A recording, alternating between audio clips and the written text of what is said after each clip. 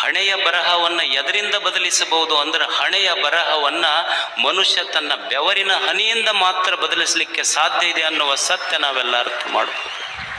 ಇದು ಬದುಕ ಅಷ್ಟೆ. ಅವ್ರು ಹೆಂಗೆ ಬದುಕಿದ್ರು ನೋಡಿ, ಮತ್ತು ನಾವು ಹೆಂಗೆ ಬದುಕ್ತೀವಿ? ಅವರು ಬದುಕಿದ ಜೀವನ ಎಷ್ಟು. ನಮ್ಮಲ್ಲಿ ಒಂದು ಸಣ್ಣ ಊರಿದೆ, ಕುಣಿಕೇರಿ ಅಂತಿದೆ.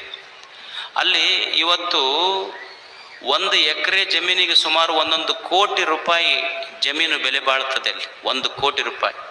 ಆ ಕುಣಿಕೇರಿಗೆ ಒಂದು ಸರ್ಕಾರಿ ಶಾಲೆ ಬಂತು. ಆ ಶಾಲೆಗೆ 2 ಎಕರೆ ಜಾಗ ಬೇಕಾಗಿತ್ತು, ಯಾರೂ ಕೊಡಲಿಲ್ಲ 2 ಎಕರೆ ಜಾಗ. ಅಲ್ಲಿ ಹುಚ್ಚಮ್ಮ ಅಂತ ಒಬ್ಬ ಹೆಣ್ಮಗಳಿದ್ಲು.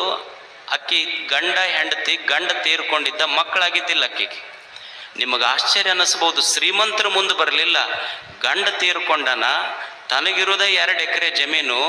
ನನ್ನ ಊರನ್ನ ಮಕ್ಕಳು ಜಮೀನು ಕೊಡದೆ ಇದ್ದರೆ ಮಕ್ಕಳು ಓದುವುದಿಲ್ಲ ಅಂತ ತಿಳ್ಕೊಂಡು